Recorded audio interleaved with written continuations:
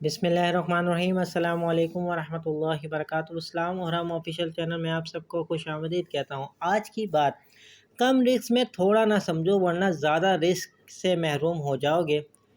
شیرین کلام اور نرم گفتگو انسان کے غصے سے آگ پر پانی کا اثر رکھتی ہے۔ یہ ضروری نہیں کہ جو خوبصورت ہو نیک سیرت بھی ہوگا، کیونکہ کام کی چیز اندر ہوتی ہے اور باہر نہیں۔ دشمن سے ہمیشہ بچو اور دوست سے اس وقت تک وہ تمہاری تعریف کرنے لگے بدگمانی کو اپنے اوپر غالب نہ آنے دو، ورنہ تمہیں دنیا میں کوئی ہمدردی نہ مل سکے گی۔